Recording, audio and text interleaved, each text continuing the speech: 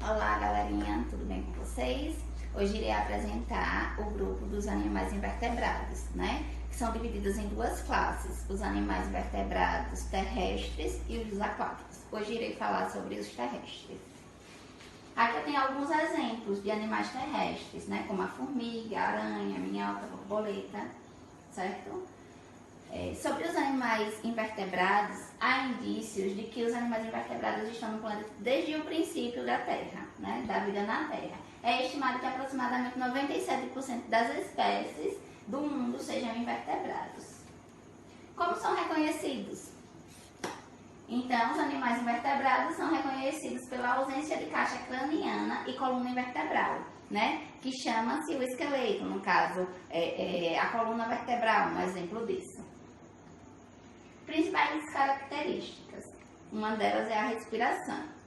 Apesar de existirem diferentes filos e de cada um deles possuir um sistema respiratório diferente, todos são caracterizados como aeróbicos, ou seja, os invertebrados sempre retiram o oxigênio necessário para a sobrevivência do ar ou da água.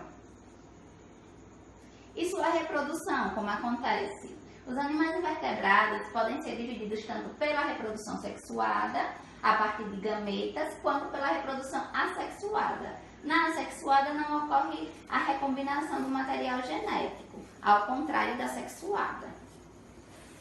E sua estrutura celular, né?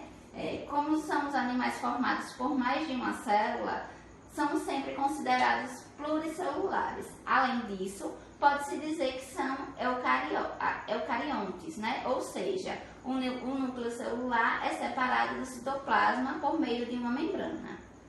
E como é dividido, né? Como é classificado a questão dos animais invertebrados? Eles são classificados em 6 grupos, né? E eu vou falar sobre 2 deles, que são os anelídeos e os antrópodes.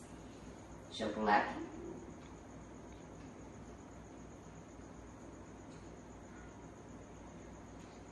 Os anelídeos. Os anelídeos, uma das principais características dos anelídeos é o corpo segmentado por anéis, né? Como a minhoca, por exemplo, e a sanguessuga. Você dá para perceber que eles têm anéis ao longo do corpo. Possui sistema digestório, circulatório, excretor e nervoso e reprodutor. Exemplos famosos desses filos são as minhocas e as sanguessugas, né? Sem falar que elas se rastejam, né? Não tem patas, nem pés, elas têm espinhos, que são chamadas de cerdas, e elas se rastejam, né? Usando seu músculo, no caso, sua força no corpo.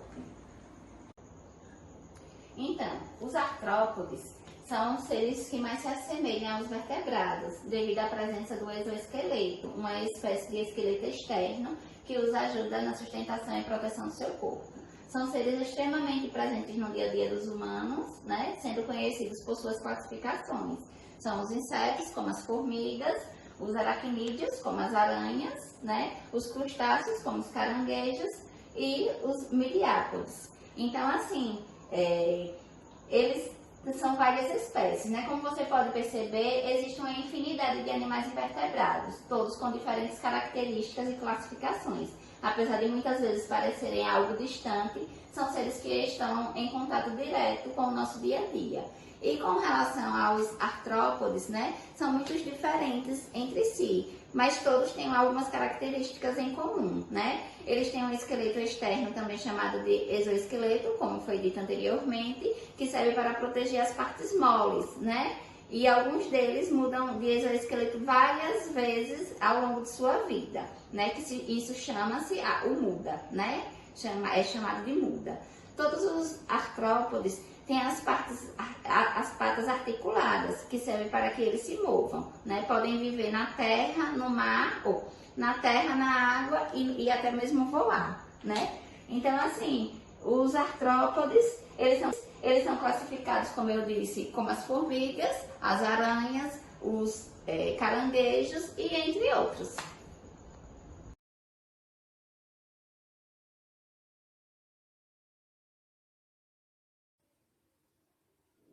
Olá, turma! Dando continuidade à nossa aula sobre invertebrados, vou detalhar sobre os invertebrados aquáticos. Como são reconhecidos? os animais invertebrados são reconhecidos pela ausência de caixa craniana e coluna vertebral. Sobre a respiração, apesar de existirem diferentes filos e de cada um deles possuir um sistema de respiração diferente, todos são caracterizados como aeróbicos, ou seja, os invertebrados sempre retiram o oxigênio necessário para a sobrevivência do ar ou da água. A reprodução dos invertebrados pode ser dividido tanto pela reprodução sexuada, a partir dos gametas, como não assexuada, que é quando não ocorre a recombinação do material genético, ao contrário da sexuada. A estrutura celular dos invertebrados, no caso, eles não são formados apenas por uma única célula, eles são seres pluricelulares. Além disso, pode ser também eucariontos, ou seja, o núcleo celular é separado do citoplasma por meio de uma membrana. Mas como esses animais se alimentam? Os invertebrados não são capazes de produzir seu próprio alimento. São classificados por seres heterótrofos. Essa classificação diz respeito a seres que geram a energia necessária para a sobrevivência a partir do consumo de seres autótrofos, como as plantas e outros seres também heterotróficos. Ou seja, eles não produzem seu próprio alimento. Eles precisam de uma fonte alimentar, como as plantas, ou até mesmo seres de espécies semelhantes. Sobre a simetria, ela é classificada em simetria bilateral, na qual, ao terem seu corpo dividido ao meio, possuem duas metades idênticas. Um exemplo disso é a borboleta. No caso, se dividimos uma borboleta ao meio, fica partes iguais a cada lado. Outra classificação é a simetria radial, onde os animais podem ser divididos em diferentes eixos e todos possuem o mesmo tamanho. Posso dar um exemplo como a estrela do mar, que ela tem simetria de 5 lados iguais. Sobre os filos, uma das classificações científicas dos seres vivos são agrupados a partir de características evolutivas em comum. Sobre os animais e suas espécies dos invertebrados, os poríferos são animais conhecidos pela presença de polos pelo corpo, derivando assim o nome do filo. São exclusivamente aquáticos, sendo que não possuem sistemas, órgãos ou tecidos em sua composição. Vivem fixo a rochas ou estruturas submersas. Um exemplo de poríferos são as esponjas do mar. O quinidário. Os quinidários, assim como os poríferos, são animais aquáticos. São seres com sistemas extremamente simples, sendo diferenciados pela simetria radical. Exemplo de quinidários são corais e anêmonas do mar. Plateumintos. Os plateumintos são vermes com corpo achatado. Apesar de ser mais comum encontrá-los no ambiente aquático, algumas espécies vivem em ambientes terrestres. Podem ser seres de vida livre ou parasitas, como é o exemplo das tênias, animais responsáveis pela doença chamada teníase. Outros exemplos de plateumintos são as planárias. Os nemateumintos. Enquanto os plateumintos são vermes de corpo achatado, os nemateumintos possuem corpo cilíndrico, diferente dos outros filhos já citados. Esse é o primeiro que possui sistema completo, como é o caso do sistema digestivo, nervoso e excretor. É conhecido pelos inúmeros parasitas que formam o filo, lombriga e verme ancilostomos. Os moluscos. Os moluscos costumam ser conhecidos pela concha que carregam sobre o corpo, mas também abrangem outros animais famosos, como o polvo e a lula. São animais que vivem em ambientes aquáticos ou terrestres úmidos, e são seres mais complexos que possuem diferentes classificações dentro do próprio filo. Equinodermos. Os equinodermos são seres exclusivamente marinhos, conhecidos pela simetria radial. Existe grande variedade de formas, cores e espécies dentro deste filo. Alguns exemplos são a estrela do mar e o pepino do mar. Como você pode perceber, existe uma infinidade de animais invertebrados, todos com diferentes características e classificações. Apesar de muitas vezes parecerem algo distantes, são seres que estão em contato direto com o nosso dia a dia. Mesmo assim, os animais invertebrados não parecem tão importantes no nosso dia a dia. São essenciais para o equilíbrio do ecossistema. Muitos desses animais são responsáveis pela polinização e decomposição de outros organismos e até mesmo servem como base da cadeia alimentar. Diante desse assunto tão detalhado sobre os invertebrados, faremos uma prática com o jogo da memória, contendo imagens de animais invertebrados aquáticos e animais invertebrados terrestres. Boa diversão! Então, turminha, agora eu irei apresentar o jogo da memória, onde minha coleguinha Luísa irá me ajudar, certo? Esse jogo vai fazer com que, na prática, vocês possam memorizar ainda melhor os animais invertebrados aquáticos e os animais invertebrados terrestres, certo? Neste momento, eu irei dividir, separar na mesa todas as cartas que já foram embaralhadas anteriormente.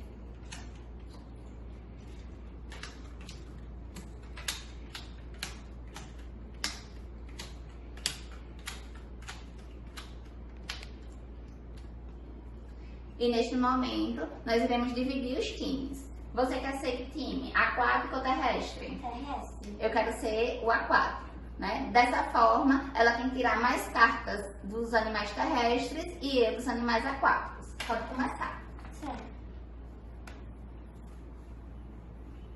Animal aquático. Que seria o meu. Não é o objetivo dela.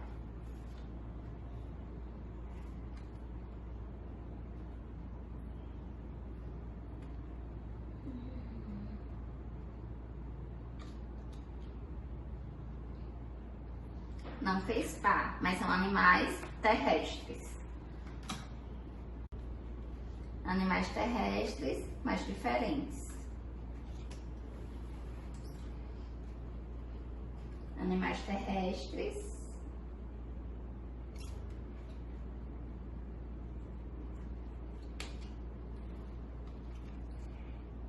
Animais aquáticos.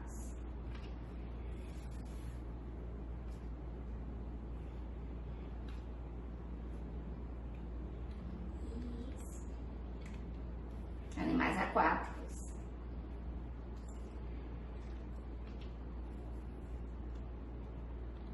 Animais aquáticos. Animais terrestres.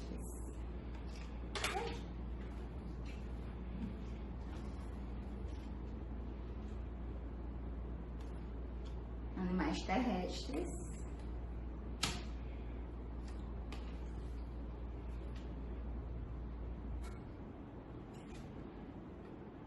Animais aquáticos.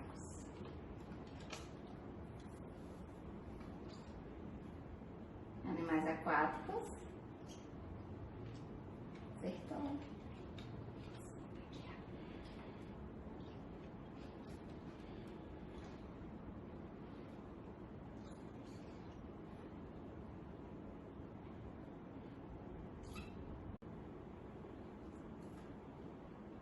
Animais aquáticos. Nesse caso, animais aquáticos. Porém, o caranguejo, ele também é um animal terrestre, né? Ele também consegue sair da água mesmo assim sobreviver.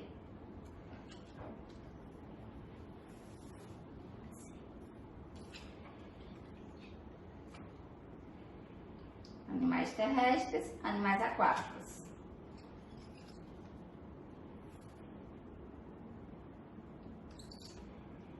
Animais aquáticos. Deixa eu virar para você saber, né?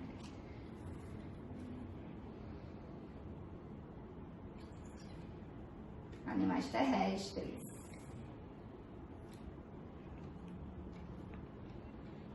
Animais terrestres e animais aquáticos.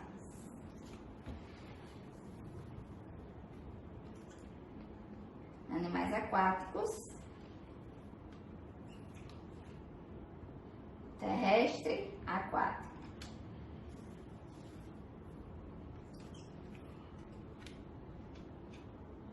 Animais terrestres.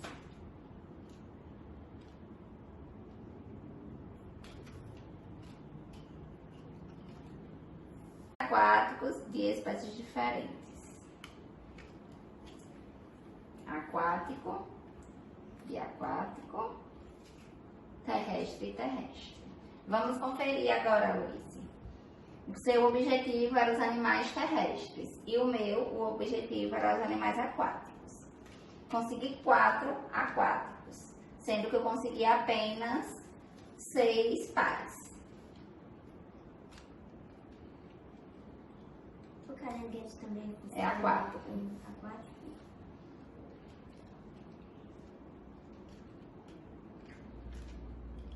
Esse daqui é... Então, você conseguiu 1 terrestre, 2 terrestres, 3 terrestres, 4 terrestres, Esse daqui... 5 terrestres. Esses são aquáticos, aquáticos e aquáticos. Aqui, obviamente, Luísa ganhou de virada pra mim, né? Sendo que também ela ganhou de acordo com o que foi objetivado, né? Que foi o time. Ela com os animais terrestres e eu com os aquáticos. Ela ganhou com 5 pares de animais terrestres e eu com apenas 4, certo? Dessa forma, o nosso objetivo nesse momento era exatamente esse. Mostrar para vocês de forma prática, né? Como vocês podem ainda melhorar o conhecimento sobre os animais aquáticos e terrestres.